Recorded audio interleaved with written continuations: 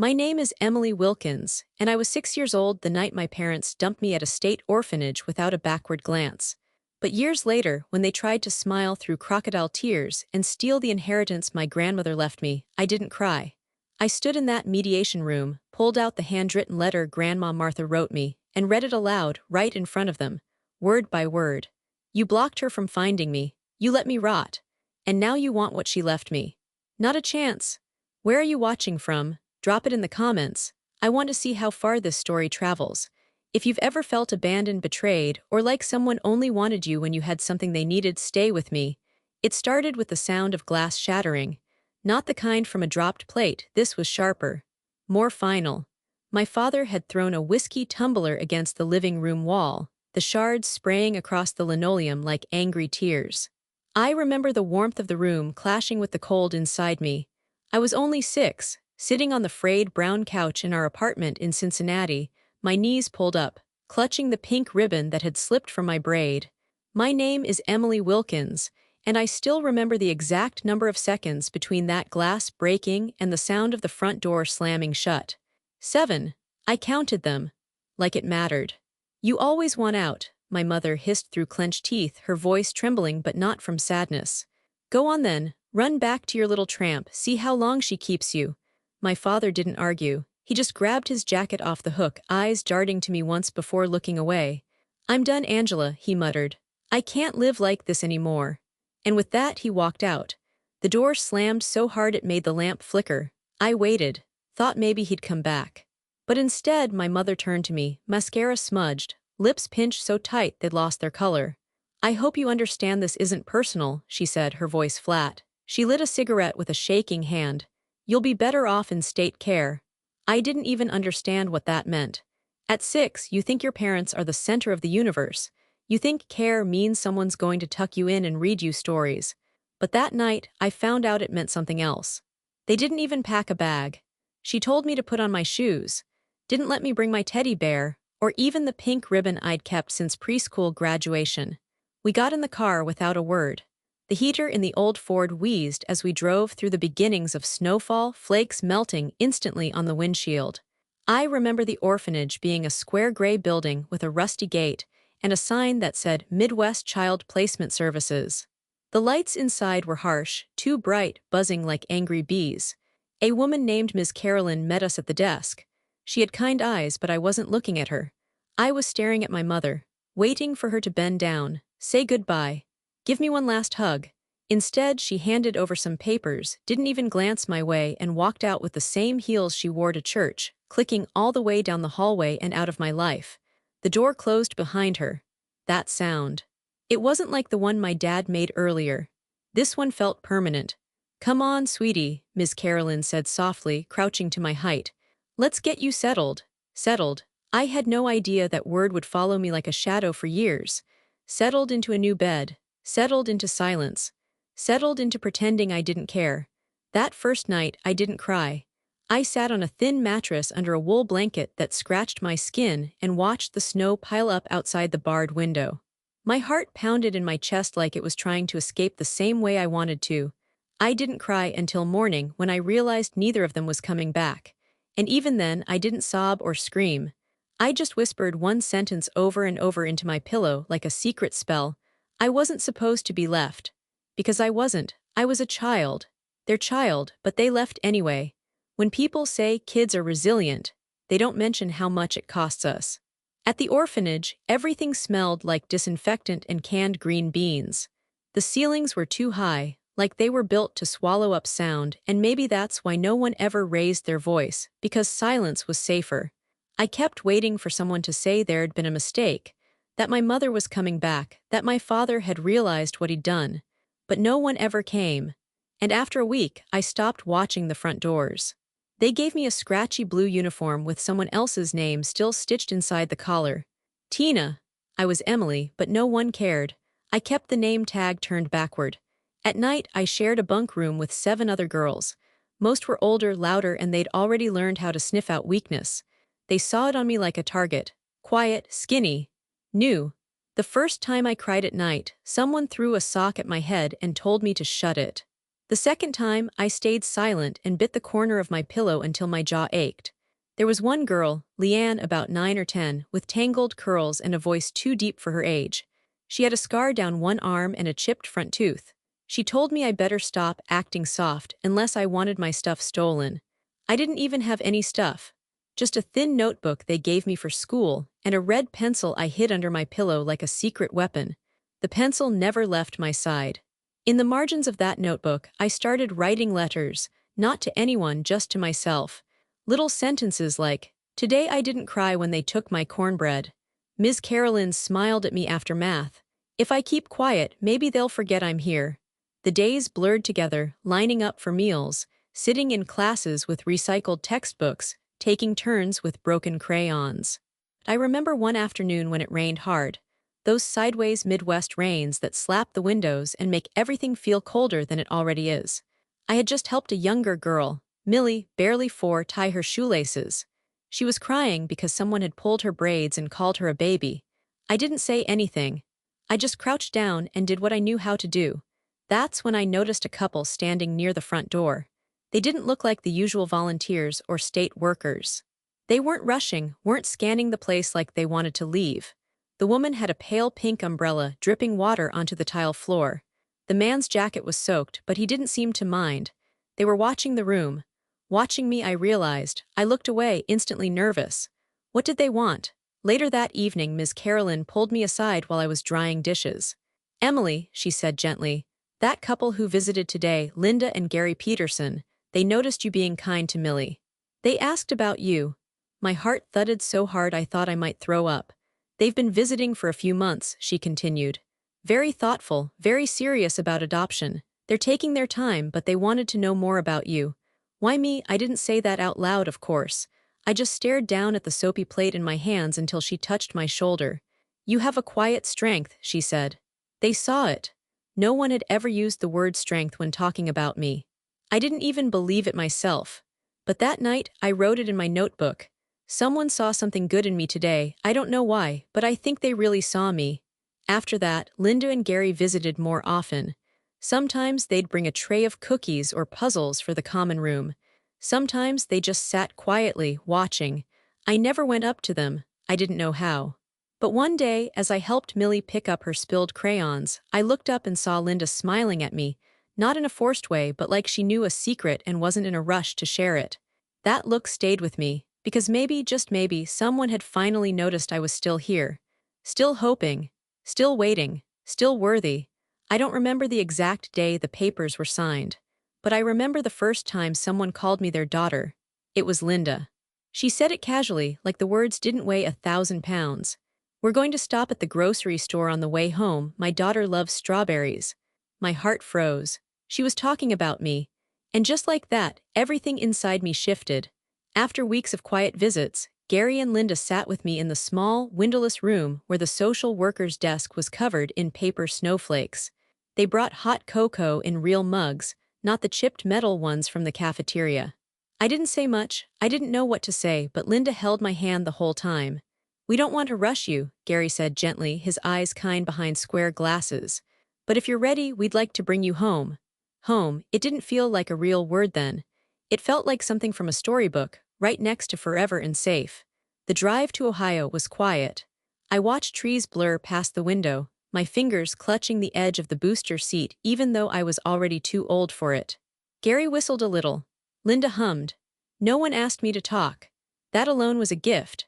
When we pulled into their neighborhood, a leafy suburb with mailboxes shaped like little barns and plastic deer on lawns, I couldn't breathe.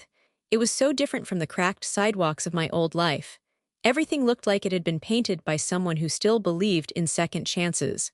Their house had a blue door and white shutters. On the porch was a potted fern and a welcome mat that said, "Love grows here." Inside, the air smelled like cinnamon and lemon cleaner.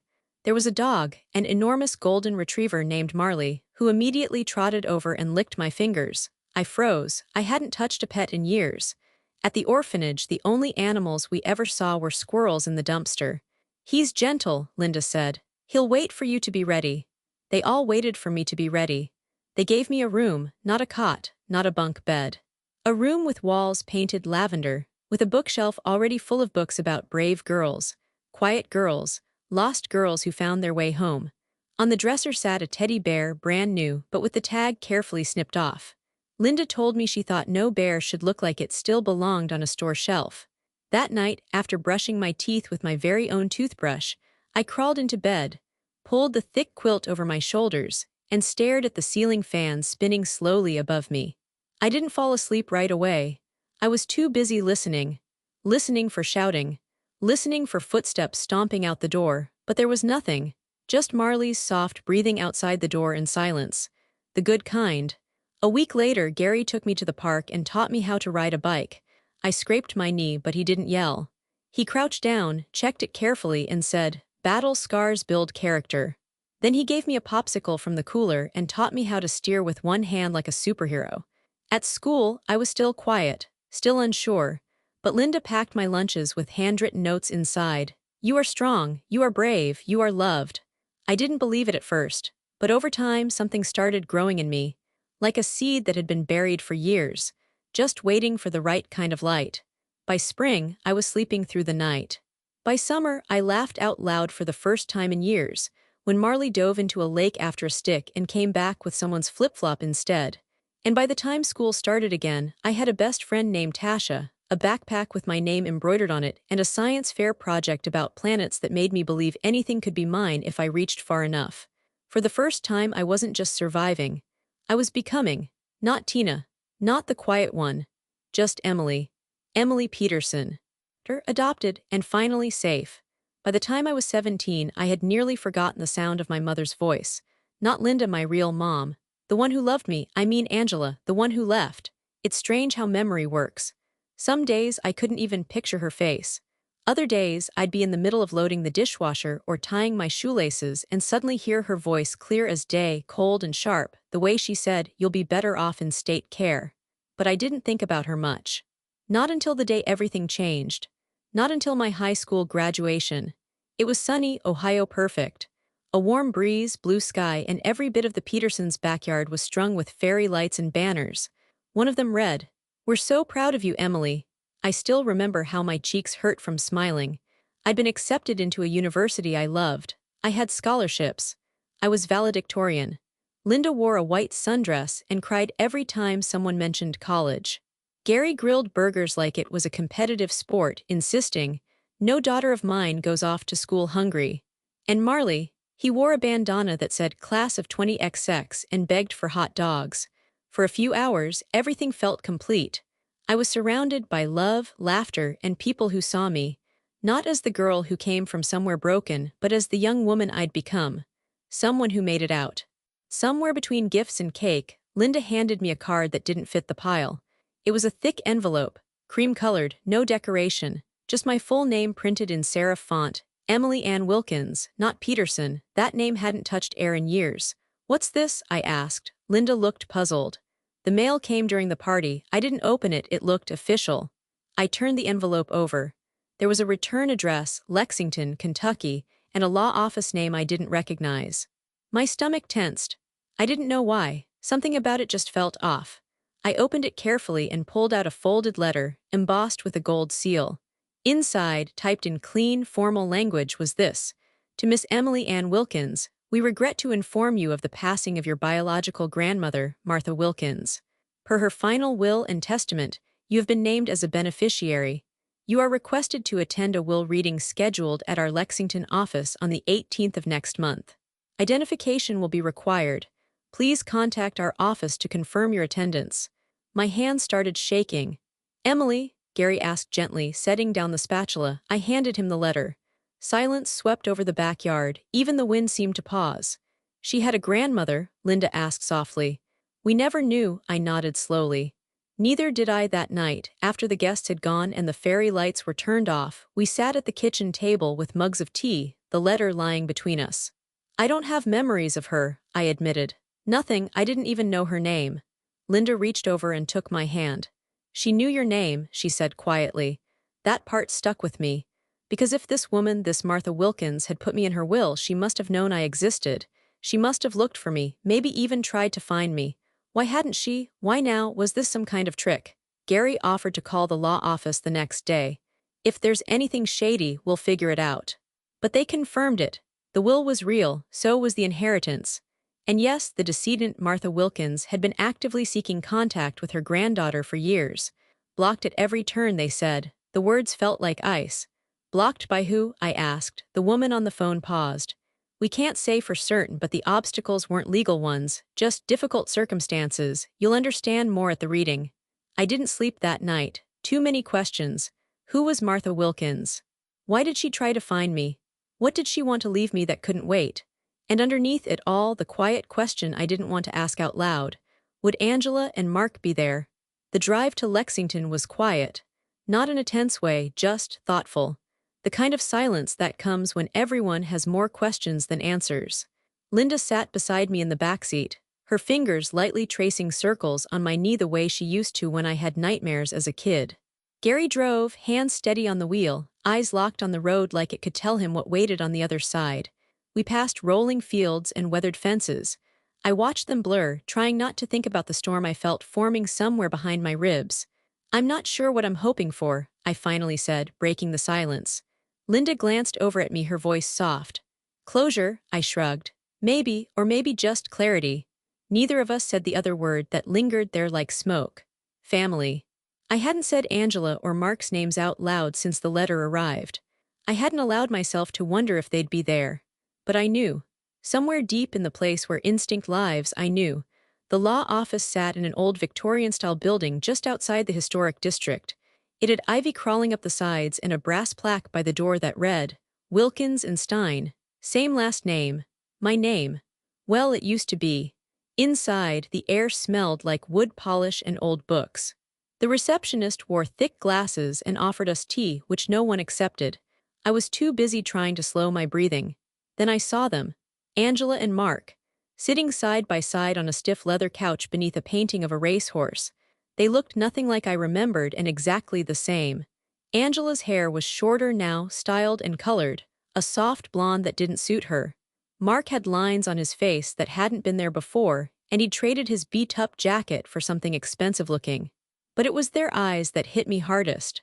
Mark's flicked up first. He stood slowly as if stunned by the sight of me. Emily, he said, almost breathless. Is that really you? Angela rose too, her clutch clutched tightly in her manicured hands. You look so grown, so beautiful. I froze, everything in me locked up like a steel door slamming shut. But Linda stepped closer, not between us exactly, but with me. A quiet presence, steady as stone.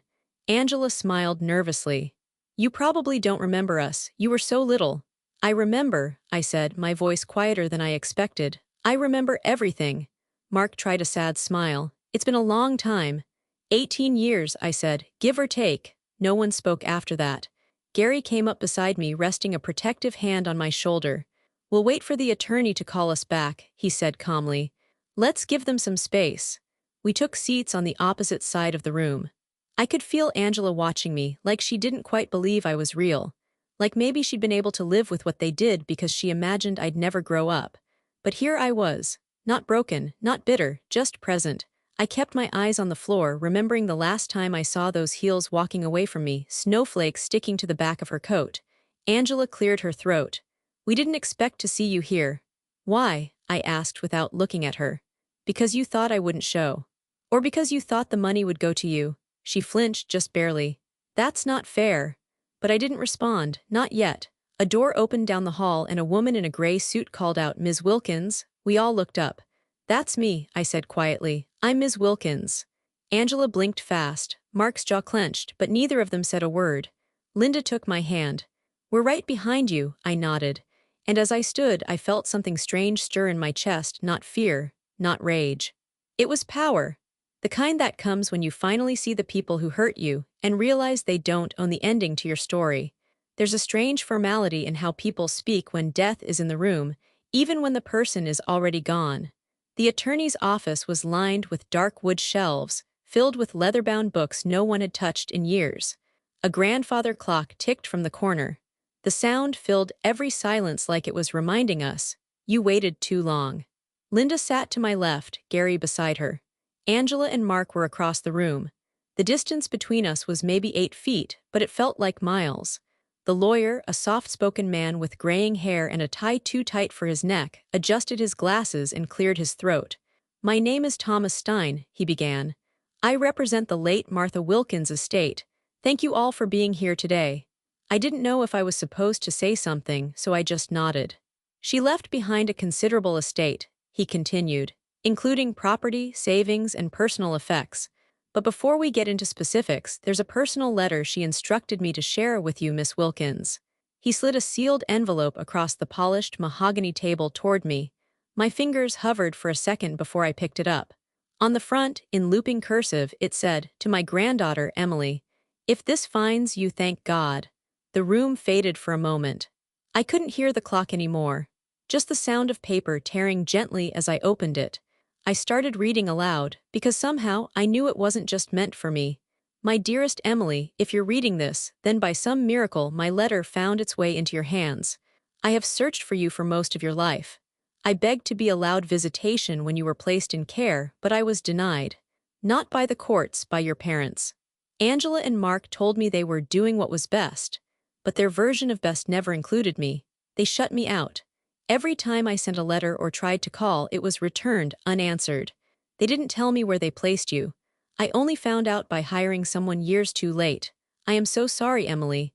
You deserved a grandmother who fought harder. I tried, but I was blocked at every door. So instead, I built something I hoped would matter. This estate is for you. Not just as compensation, but because it is rightfully yours. You come from a line of strong women. Let this be your foundation, not your burden.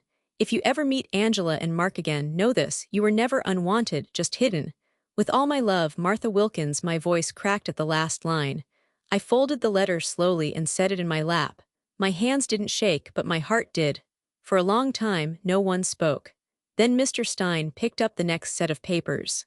"Per Mrs. Wilkins' will," he said carefully, "the entirety of her estate, including her residence, savings, and personal investments, currently totaling approximately $2.8 million, has been left solely to Emily Ann Wilkins." He glanced up.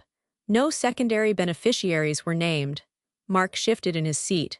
Angela's lips parted like she was about to protest, but she didn't, not yet. "The estate includes a property near Lake Harrington, where Martha resided," Mr. Stein added, "and a small art collection of note. Details will be shared separately."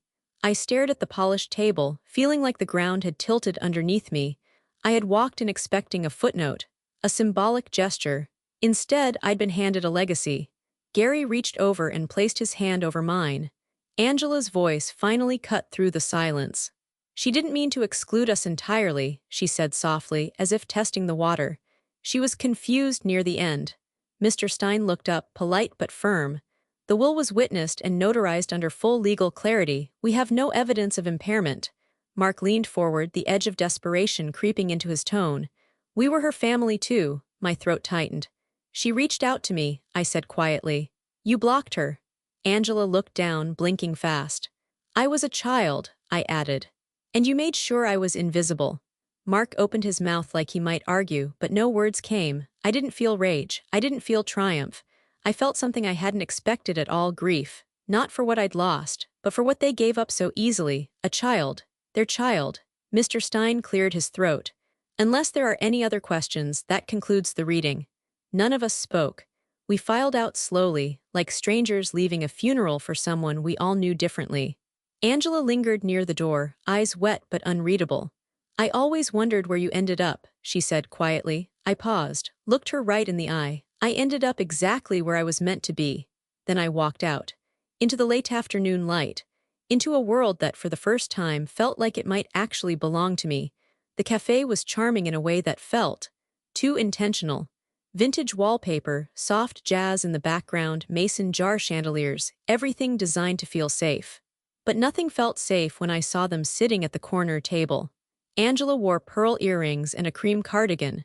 Her hair was perfectly curled, but her hands gave her away, trembling slightly as she stirred her tea. Mark sat beside her, elbows on the table, fingers laced like he was praying for a second chance. They'd asked to meet after the will reading. And against every instinct I had, I said yes. Linda and Gary were supportive but cautious. "Only if you want to," Linda had said gently. "Not because you feel obligated." I wasn't sure what I wanted, closure, answers, maybe just to look them in the eye and see what kind of people they'd become. "Hi, Emily," Angela said as I approached. She stood, then hesitated. "May I?" She motioned like she wanted to hug me. I shook my head. "Let's just sit." Mark cleared his throat. "Thank you for agreeing to this." "I didn't do it for you," I said calmly. "I came for myself." They nodded like they expected that answer. Maybe they had, maybe they'd rehearsed for this. Angela reached into her purse and pulled out a folded photo. She slid it across the table toward me. It was of me at maybe 4 or 5, sitting in someone's lap at a picnic. My face was rounder, my eyes a little brighter. "I kept this," she whispered. "All these years. I didn't touch it. We never stopped thinking about you," Mark added. "We made mistakes, we know that, but things were hard back then." "Hard." I echoed. "Hard like leaving your 6-year-old daughter at a government orphanage without even packing her a toothbrush." He winced. Angela looked down. "We were young," she said. "Broke, fighting all the time. I was drowning in postpartum depression, and Mark, he had just lost his job. It wasn't just about the money, we didn't know how to be parents." I didn't reply. Let them sit in the silence they had earned. "We thought the state would place you with someone better," she said, her voice cracking. "We'd just get in the way." "You were wrong," I said, "but someone better did find me. Linda and Gary saved my life." They nodded again, solemn. Mark leaned forward. "We're not asking for anything, truly, we just want to be part of your life again if you'll let us." I studied them for a moment. Older, humbled, maybe even sincere, but sincerity doesn't erase abandonment, and love without responsibility isn't love, it's convenience. "You left," I said softly. "And you stayed gone." Angela's eyes filled with tears. "We didn't think we deserved to come back." "You didn't." Mark opened his mouth, then shut it again. "I'm not here for forgiveness," I continued. "I'm here because I wanted to look you in the eye and feel nothing. I thought maybe that would be satisfying." "And is it?" Angela asked, her voice barely above a whisper. I paused. "No," I admitted. "It's hollow, because I'll never get to know who I might have been if you'd fought for me, and you'll never know the girl you gave away." Silence fell over the table. Angela reached for her teacup with shaking hands. "We've changed, Emily, truly.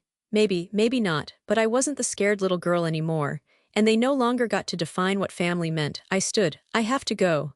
"Will we see you again?" Mark asked. I thought for a long moment. "Maybe."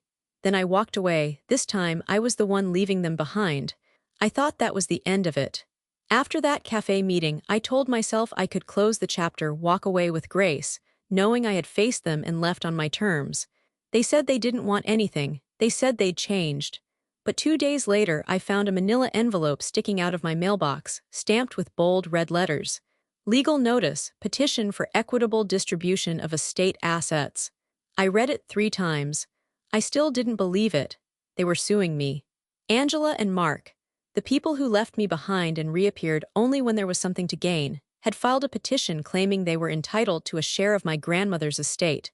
Because we were family. Because they had suffered emotionally and financially from being separated from me. Because they believed they had a right to rebuild what was lost. I stood on the front porch, letter trembling in my hands, the words blurring behind hot, angry tears. My stomach twisted. I couldn't breathe. The air felt too tight, like the world was shrinking. I didn't even hear the screen door open. "Emily," Linda's voice was soft behind me. I couldn't speak. I just held the envelope out with shaking fingers. She took it, scanned the front, and then stepped closer. "What is this?" she asked gently. "They're suing me," I whispered. "They want the money, they lied." For a moment, neither of us moved. The cicadas buzzed in the distance. A wind chime tapped hollowly behind us. Then Linda did the only thing I needed. She pulled me into her arms. And I crumbled, right there on our front porch, with the wood planks warm beneath my feet and her arms wrapped around me. I cried harder than I had in years. I don't understand," I choked. "Why would they do this? After all that talk, after the letter, and Martha, and everything, they still want more." Linda didn't say, "I told you so." She didn't say, "I knew they would." She just held me and let me fall apart. "They don't want you," I whispered into her shoulder. "They never did, they just want what came with me." And saying that out loud broke something open inside me, because I had spent so long pretending their absence hadn't left a hole, that I didn't care, that I'd filled it with love from Linda and Gary, and that was enough. And in many ways it was. But this was betrayal all over again. And it reopened the oldest wound I had, being wanted only when it was convenient. Linda eventually pulled back and wiped my tears with her sleeve. "We're going to fight this," she said calmly. "You're not alone." "But what if they win?" I asked, my voice barely audible. "What if they take what she meant for me, what she built for me?" "They won't," she said, her voice firmer now. "Your grandmother made her wishes clear, and we'll protect them just like we've always protected you." I believed her. But that didn't stop the ache. The hollow, gut-deep ache of knowing the people who were supposed to love me first were now trying to take from me again. That night, I sat on my bed with Martha's letter spread out on my comforter. I read it 3 more times, underlining each word she'd written in blue pen. "You come from a line of strong women. Let this be your foundation, not your burden." I whispered it aloud like a prayer, because I needed her strength now, not just to keep the inheritance, but to protect the life I had built in spite of everything they'd done. There's something oddly comforting about a lawyer's office.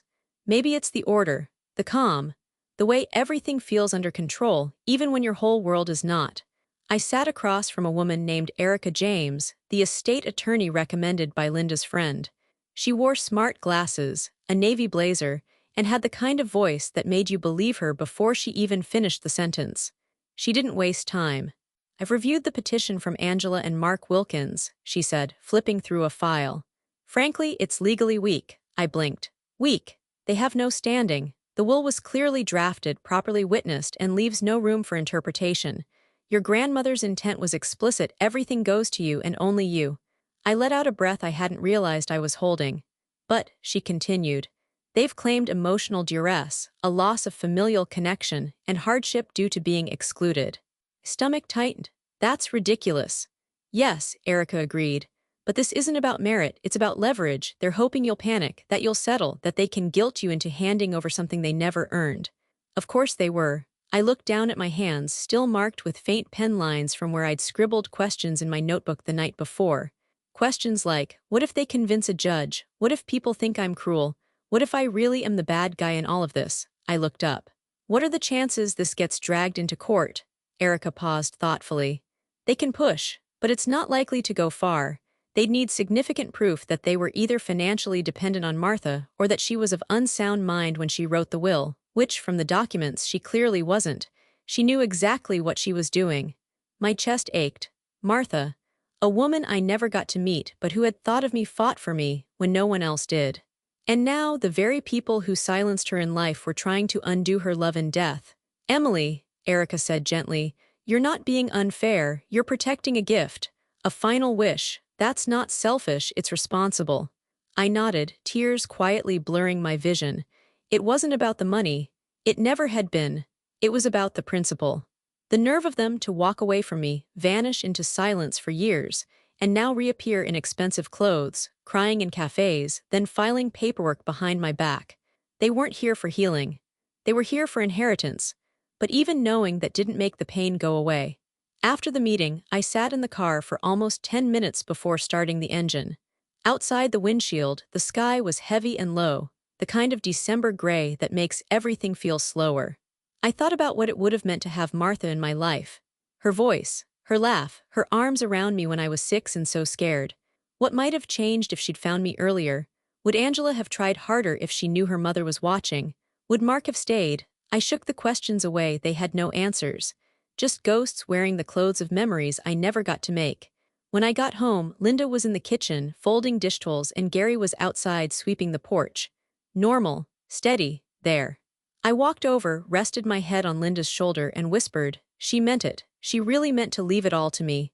Linda kissed the top of my head. "Of course she did. She saw you, just like we did." And for the first time in days, I let myself breathe. Because maybe I didn't have all the answers. Maybe the pain would never fully go away. But I had the truth. And I had people who never once asked me to earn their love. The mediation room wasn't a courtroom, not with its soft chairs, round table, and neutral walls painted in warm beige. But make no mistake, it was a battlefield. And I came armed with the truth. Angela and Mark arrived early, dressed like they were attending a brunch for donors. Angela wore a silk scarf. Mark had on a pressed blazer and a face that looked like it had been practicing sorrow in the mirror.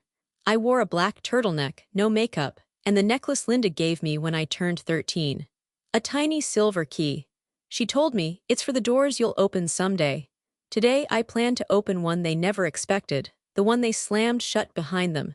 The mediator, a woman named Judith with kind eyes and a sharp mind, began with a calm tone.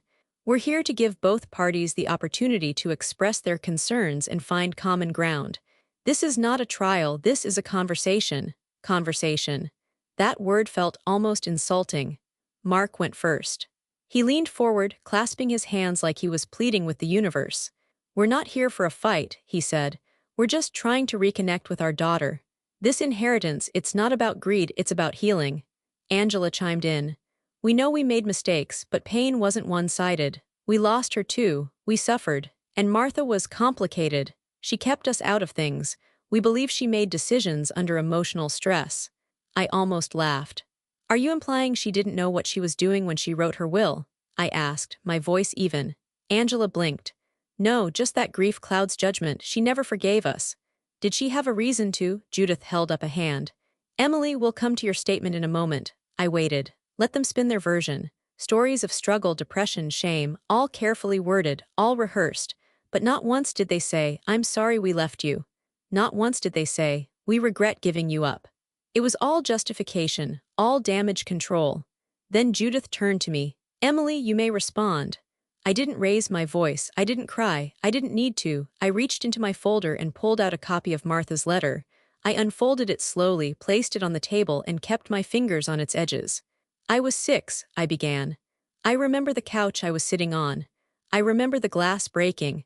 I remember my father saying, I'm done. And I remember my mother turning to me and saying, you'll be better off in state care. Mark looked away. Angela's hands clenched. They didn't pack a bag, they didn't kiss me goodbye, they dropped me off at a state-run orphanage during a snowstorm and walked away. Judith nodded gently, encouraging me to continue. I spent years believing I wasn't worth keeping, that something was wrong with me. And then I met the Petersons, the people who showed me what real parents look like, who stayed, who loved, who earned the title of mom and dad. I turned toward Angela and Mark now. And you, after 18 years of silence, found your way back to me the same week you found out I had an inheritance. Angela opened her mouth, but I held up my hand. I let you speak, please let me finish. She froze. You say this isn't about money, but you filed a petition for it. You say you want healing, but you started with legal threats, not a letter. And now you sit here, dressed for sympathy, hoping I'll forget what you chose to do. I looked at Judith. I have nothing to negotiate. There is no shared suffering. There is no shared legacy. They forfeited their role in my life the day they dropped me off and never came back. I pushed the letter forward. This estate was left to me by the one woman who tried to find me, who wanted me, and I won't dishonor that. Judith gave a single, respectful nod. Thank you, Emily. That was clear and well stated. Angela was crying now softly. Mark looked angry, humiliated, but I didn't flinch. Because for the first time, I wasn't speaking as the girl who was left behind. I was speaking as the woman who made it out. I didn't wait for the end. The moment the mediator folded her notes and said, we'll submit final recommendations to the probate judge, I stood up. No drama, no final stare-down, just a quiet decision. I was done. Angela called my name once, her voice catching, but I didn't turn around. I walked straight out of the mediation room, down the marble hallways of that Lexington office building, and pushed through the heavy glass doors into the crisp afternoon air. Freedom hit my face like a breeze that had been held back for years. Gary was waiting near the curb, leaning against the car, arms crossed, sunglasses on. When he saw me, he straightened up, alert. Linda stepped out from the passenger side. Emily, I nodded. It's over. I took a breath, my voice louder now, clearer than I ever thought it could be. They tried, I said, but they lost the moment they walked away from me. Today was just paperwork. A local journalist, someone from a small human interest publication, had caught wind of the mediation. I had no intention of speaking to them until I did. She was standing near the edge of the sidewalk, notebook in hand. When she asked, would you be willing to say something for the record? I didn't hesitate. I stepped forward, looked into the lens of her phone, and said, I want to publicly thank the only parents I've ever known, Linda and Gary Peterson.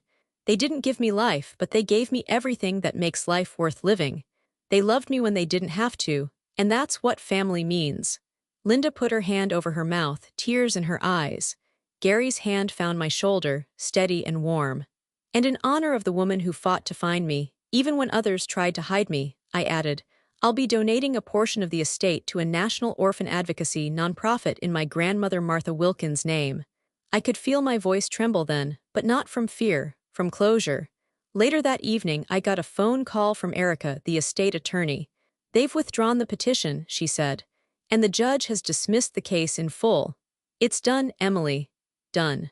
That night, I lit a single candle in the lavender room where I once hid under a quilt and wondered if anyone would ever love me. Now I knew better. Love wasn't a thing you earned. It wasn't a prize given after suffering. It was a choice, a commitment, a presence that stays even when it's hard. And for once, I allowed myself to feel exactly what I never thought I deserved: peace. The lake was still. A sheet of glass stretching wide beneath a silver sky, the kind of silence that holds space for something sacred. I hadn't been back to the house since the renovations were finished. It used to be worn down, peeling paint, creaking floorboards, shutters hanging crooked like tired eyelids. But now it stood strong again. Bright white trim, blue-gray siding, the porch freshly stained. Just how I imagined Martha might have kept it if time and grief hadn't worn her down. Linda and Gary came with me, of course. When we stepped onto the porch, I asked them gently, "Can I have a moment alone?" They didn't hesitate. Gary kissed my forehead. "Take all the time you need." Linda squeezed my hand. "She'd be so proud of you, Emily." I walked down to the edge of the lake with Martha's letter tucked in my jacket pocket. The wind smelled of pine and earth, the same kind of air I imagined she once breathed, waiting for news that never came. There was a simple wooden bench beneath a willow tree, the one I'd had restored first. Its branches bowed low like it was listening. I sat, pulled the letter out, and unfolded it slowly. I'd read it so many times by now, the creases were soft. But this time I read it aloud, to the trees, to the water, to the ghost of a woman who had never stopped searching for me. "You come from a line of strong women. Let this be your foundation, not your burden," my voice caught. "If you ever meet Angela and Mark again, know this: you were never unwanted, just hidden." Tears slipped down my cheeks, not heavy, not painful, just quiet like the lake. I folded the letter back and held it against my chest. "I wish I could have met you," I whispered. "I think we would have understood each other." A breeze lifted across the water, catching my hair, making the willow branches tremble.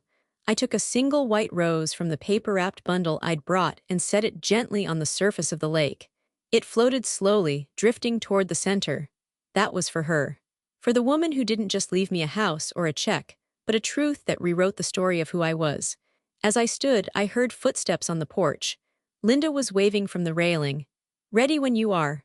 I looked back once more at the lake house, my house now, and smiled. I was ready.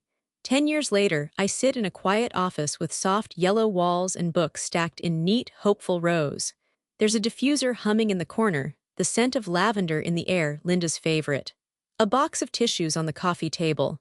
Crayons and paper on a shelf for the younger ones. And across from me today, there's a boy with tearful eyes and a question I've heard more times than I can count. Why didn't they want me? I don't give him empty words. I don't promise things will make sense overnight. But I do what someone once did for me: I stay, I listen. And I let him know that pain doesn't make him unlovable. My name is Dr. Emily Wilkins Peterson now. And this is the life I chose to build. After the inheritance, after the lawsuit, after the lake house was restored and the past put back in its place, I went back to school. I finished my degree, got my master's, then my license. I didn't want to run from what I lived through, I wanted to use it.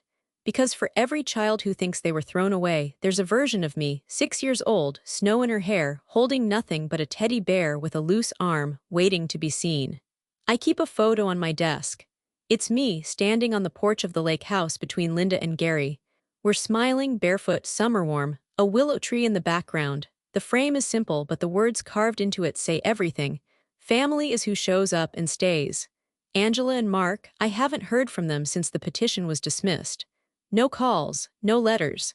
And for the first time in my life, that silence doesn't hurt, it frees me. Because the truth is, some stories aren't meant to be reopened. Some chapters close so a new one can begin. Mine did. And this chapter, it's not about the people who left, it's about the ones who stayed. The ones who built me piece by fragile piece into someone whole. I walk into the waiting room and call the next client. A teenage girl with guarded eyes and trembling hands. She doesn't know it yet, but I've been where she is. And I plan to stay, until she finds the door she didn't know she could walk through.